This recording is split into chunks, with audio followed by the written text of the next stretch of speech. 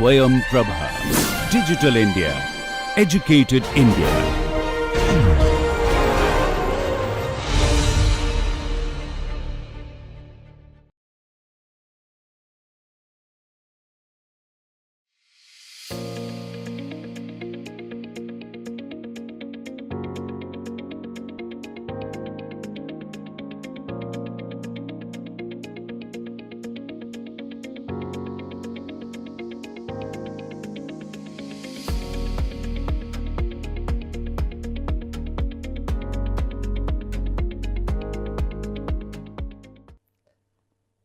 Hello and welcome to lecture 36. We are discussing about design strategies. So in last lecture we were discussing about the fixing of initial parameters and their importance. So initially we have introduced two parameters, that's what is my flow coefficient and loading coefficient. Later on we have started discussing about what will be the effect of different parameters on, say, stage efficiency. So we have combined the parameters called, say, degree of reaction, diffusion factor, loading coefficient and my flow coefficient, and their impact on, say, stage efficiency. Now day by day, as we have understood, our expected total pressure ratio, or say pressure rise from, say, from the engine, that's what is increasing, and that's what lead to increase, say, per stage pressure ratio.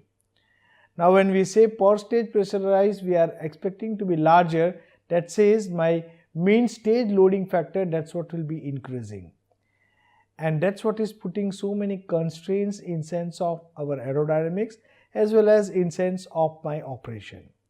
Okay, because efficiency, that's what is one concern.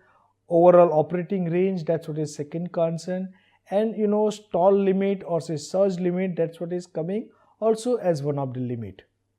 Okay, now we have introduced one more parameter, that's what is called, say, axial velocity density ratio, and that also people they are selecting for, say, initial stage of calculation. Then we were discussing about what is the effect of relative velocity, and we have realized when we are having our relative velocity at the outlet to be lower, it represents, say, effective diffusion. There are cases where we are having, say, exit and inlet relative velocity to be same, when we say we are having our degree of reaction to be 0. And there are special designs where intentionally we are looking for exit relative velocity to be large. Let's move to the next step. Now once we have done all these parameters in sense of calculation, later stage, that's what will be coming is we are looking for delta beta.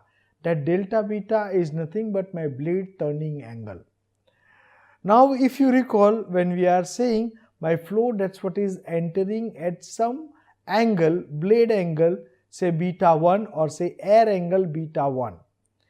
Then we started discussing about the introduction of parameter called incidence angle. Now what we have realized, when we are increasing our incidence angle, we are increasing our lift coefficient. That's what is a characteristic of our aerofoil. When we are increasing our lift coefficient, that's what is increasing our pressurizing capacity. When we are saying this aerofoil, it has been used for, say, axial flow compressor or maybe for fan. Okay. Now what happens when we are increasing this, say, CP distribution, it says per stage pressure rise we are getting to be higher, but at the same time beyond certain number there may be possibility that your flow will get separated from the blade.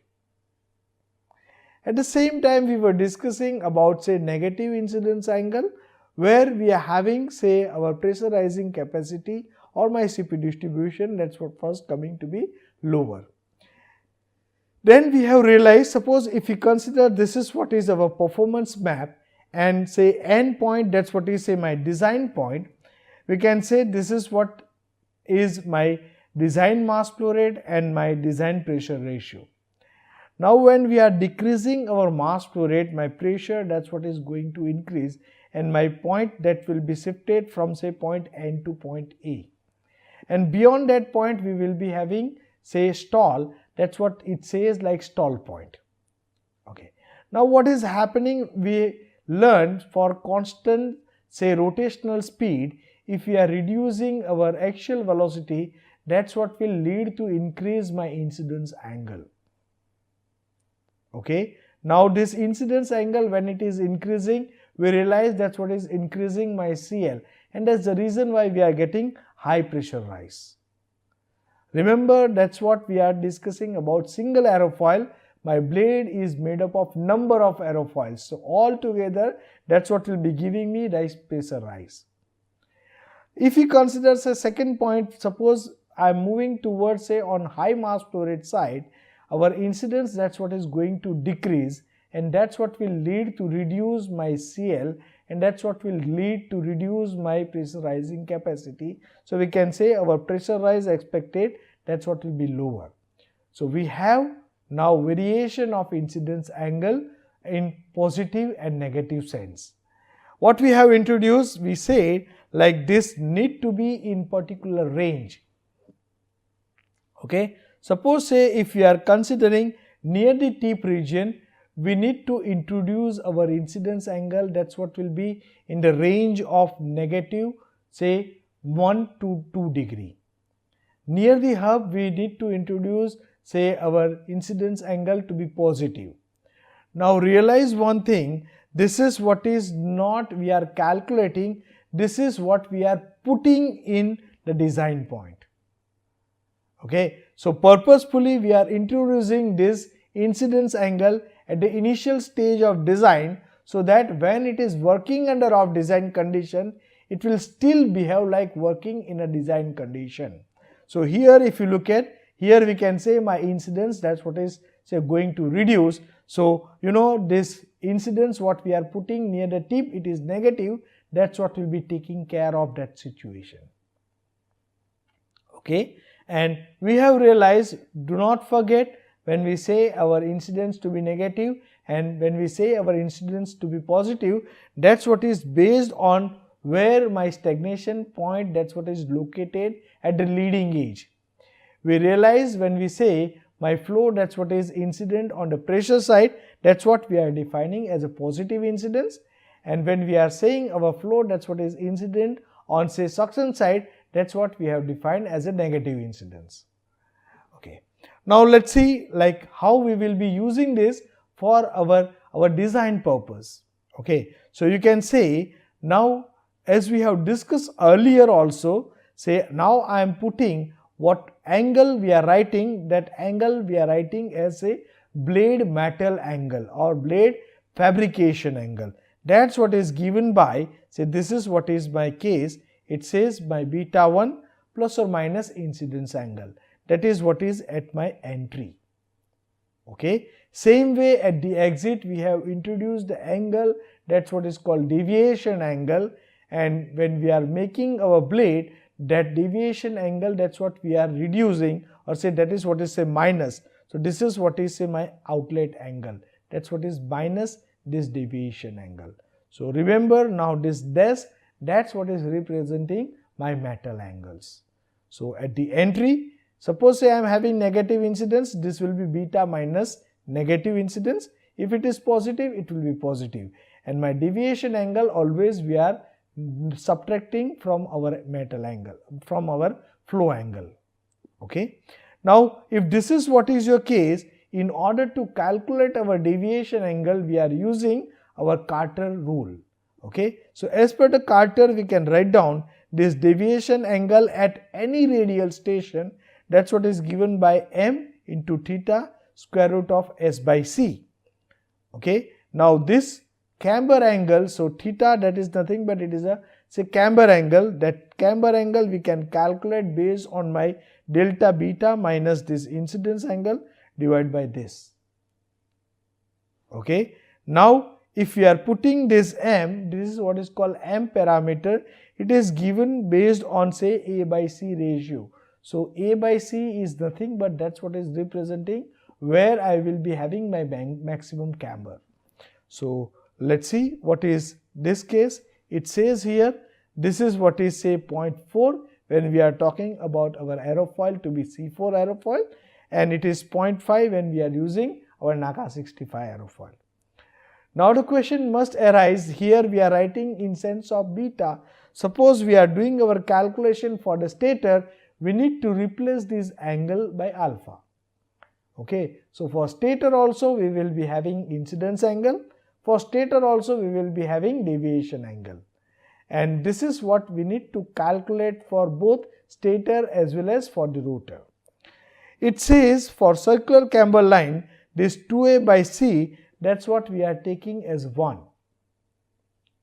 Okay, and for inlet guide vanes, which is we are using for say accelerating our flow, this deviation angle, that's what is given in sense of my camber angle and in sense of my S by C ratio. Okay, so do not forget what all we have discussed up till now in sense of our cascade aerodynamics. So these angles are of importance when we are fabricating our blades. Okay, so just realize the thing, this incidence angle, purposefully we are assuming this incidence angle. It says when we are using say our subsonic airfoils, safely we can assume say negative 5 degree at the tip region and positive 5 degree at the hub region. When we are going with the transonic aerofoil, where my leading edge radius, that's what is smaller and it is very sensitive with the incidence angle, you can safely assume near the tip that incidence as -2 and near hub as +2. Same way this deviation angle we need to calculate based on Carter's chart. Later on, based on our computational study, looking to our flow behavior, maybe that can be corrected. So when we will be doing our design, that time we will be discussing this aspect. But at this moment, now you realize we are looking for the angles, these angles are metal angle. Okay. Next, because we have modified now these angles with the metal angles, accordingly we need to do modification in our stagger angle also. So here if you look at for stator, that's what is given by, this is what is my metal angle alpha 1 dash minus theta by 2. Same way for say rotor we can write down like this.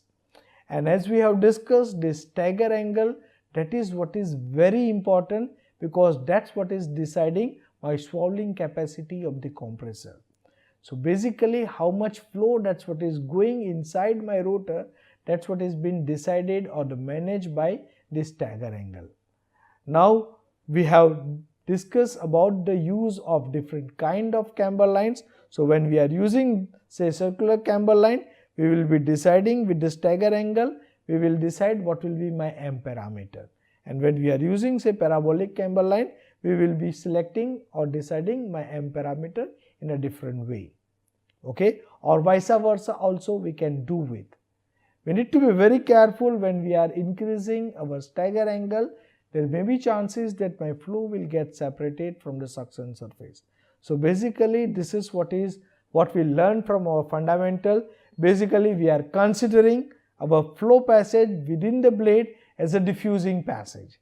So all fundamentals what we have learned at the initial stage, that's what is equally applicable what we are using for say diffusing section.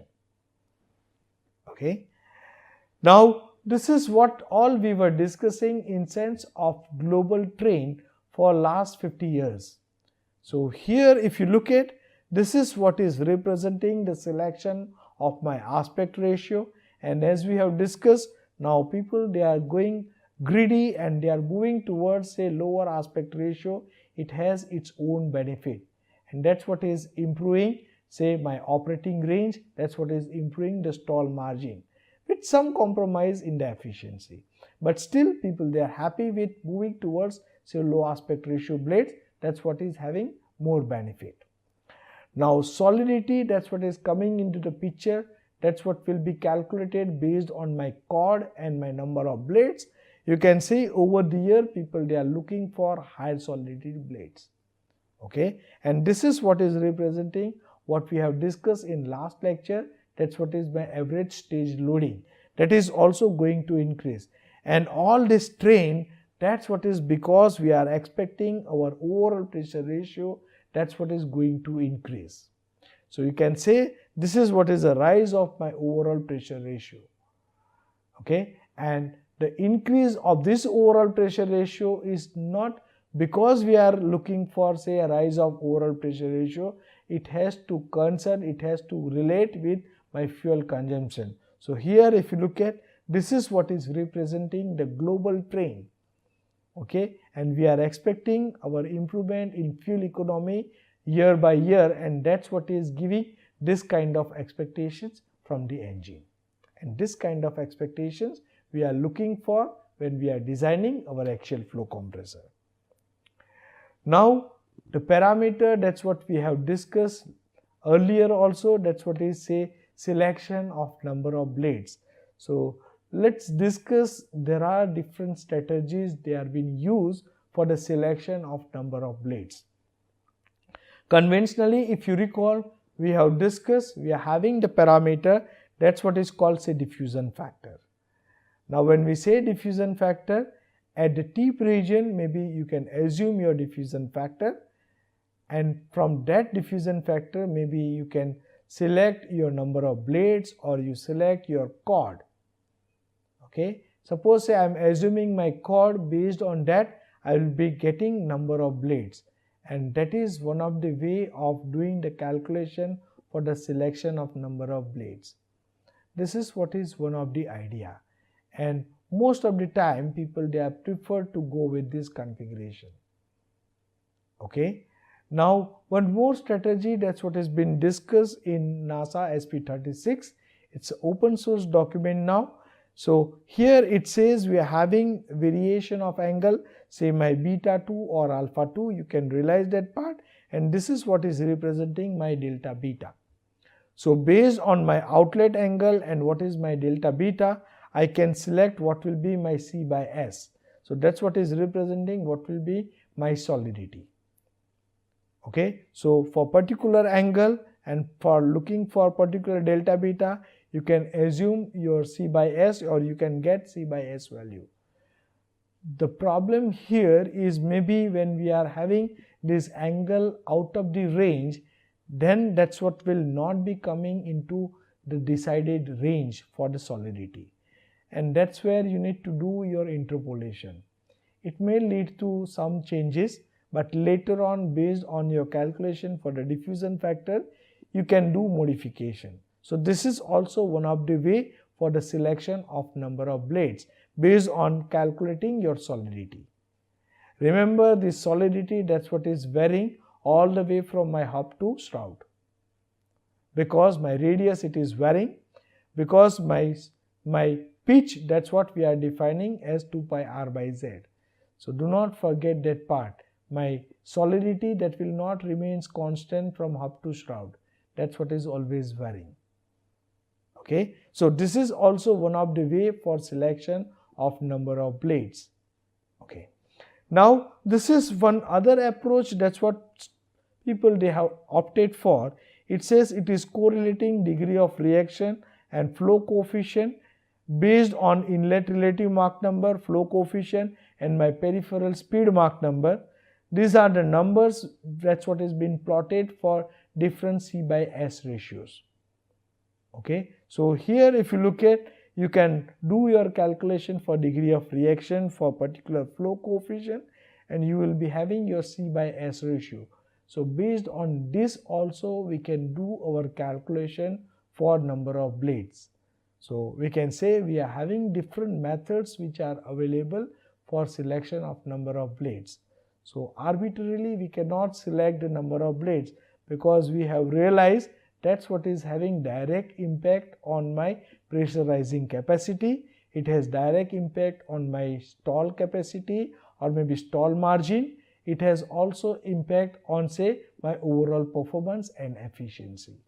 So we need to be very careful when we are selecting this number of blades. So we can say we have discussed about 3 different approaches for selection of number of blades. Now let's see what all we know. We are having 2 parameters as we have discussed. One, that's what is called degree of reaction, we can say it is nothing but it is a thermodynamic estimation of my diffusion. Suppose if I consider my diffusion factor, we say this is nothing but it is aerodynamic estimation of my diffusion. So do not get confused with these two terminologies. Okay, one, that's what is representing thermodynamic aspect, and second, that's what is representing my aerodynamic aspect. And if you recall, whenever we are doing our design, we are calculating both the parameters. Okay, so what it says, my degree of reaction, that's what is varying along my span based on type of our wall distribution what we are selecting.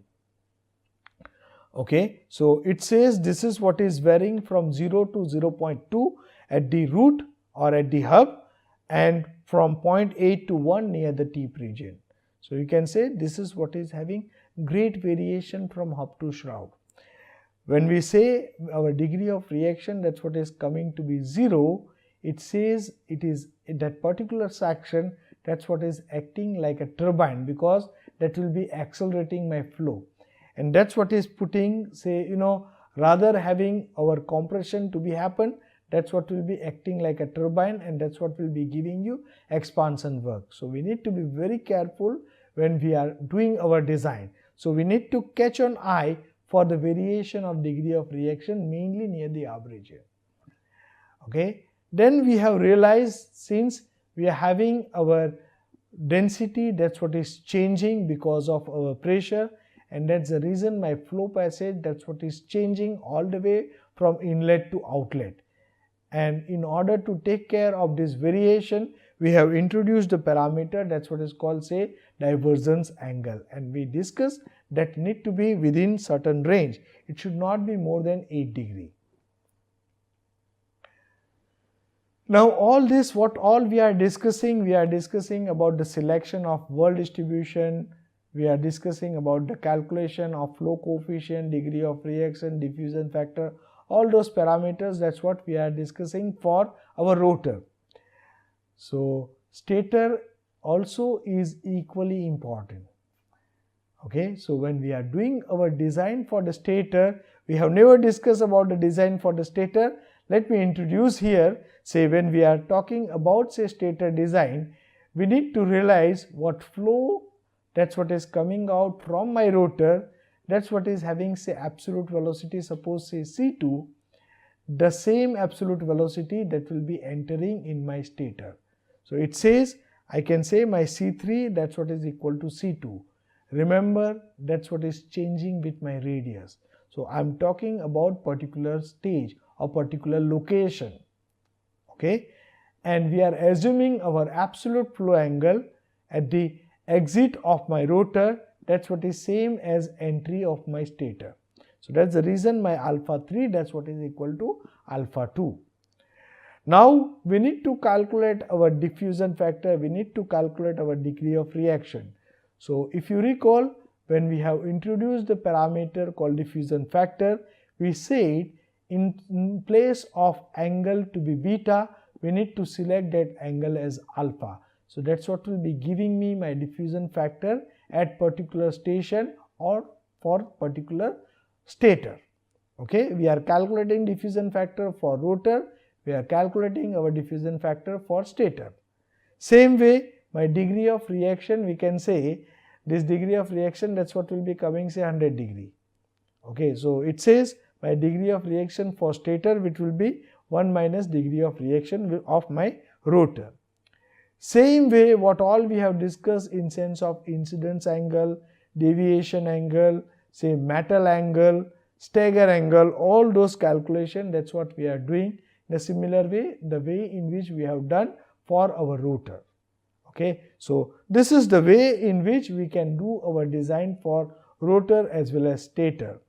After doing this design, we need to check with the matching. So it should be perfectly matched with what flow we are considering as exit from the rotor, and the same flow, that's what is entering inside my stator. Now in overall, if we look at, say, when we talk about the design of our axial flow compressor, say for particular stage or for say overall stage, we are having so many variables available. We have discussed say flow coefficient, we have discussed stage loading coefficient, degree of reaction, diffusion factor. All those parameters, they are being based on, we are having our equations, design equations. Now this is what is designer's discretion. Okay, it is designer who has to decide with these numbers. Okay, he or she need to decide with this number. This is what is a more iterative kind of configuration. We can say we are going with say number of iterations before finalizing our design. Okay, there are many empirical correlations which are available. We are having our cascade data also available. Say for engine manufacturing company, they are having their whole lot of database. That's what is available for different kinds of aerofoils. Okay, and those data which are available, they are applying for the design. Okay, so it is not a single cut and try kind of procedure. We can say this is what is required, whole lot of understanding. This is what is required, whole lot of iterations, and after doing all these things, you need to go with say workability. So you can say we are having our now finalized with the data bank what all we are having. Okay, it may be possible that after finalizing all design, aerodynamic design, when we are giving that for say fabrication purpose, maybe fabricator or mechanical engineer may be having some limitations. Again, he or she will be asking you for the modification in design, and that's what will be very challenging. So this is what is, it is like more in sense of iterative designs. Many times people used to say blade design is art. Okay, it is an art rather than science many times. Now we have discussed about the flow track design. We have different options available with us. We can go with the combination of different flow track designs. All these things, that's what we need to be very careful when we are doing our systematic design for HP compressor, when we are doing our design for say LP compressor. So the flow track selection, that is also a very important parameter as we have discussed earlier. Now when we say we are having our design, so very important thing, at mid section you will be doing all your calculation. Later on we will be opting for different design strategies, say based on say world distribution. That's what is happening. We are going with say maybe free vortex design, we are going with say force vortex design, maybe we will be going with say constant reaction design. There are different possibilities we have. Okay, so it says when we are going with say free vortex design, we have discussed that may be having constraints in sense of highly twisted blade. Remember one thing, when we are doing our design for say low speed compressor, our inlet diameter and outlet diameter, they both will be same. So my mean line calculation, that's what we are doing at a mid station. When we are going with the transonic kind of configuration, suppose say my fan, under that condition my inlet area and outlet area, that will be different because I am having high pressure rise, and that's the reason why my density change will be very large. When we are doing that kind of design, we need to select our mid station as 75% of span. Do not forget that part. Okay, at the same time we need to divide this inlet station and outlet station in equal number of parts. Suppose say I am taking say 10 station at the entry, I will be taking 10 station at the exit, and that's how we are doing our design.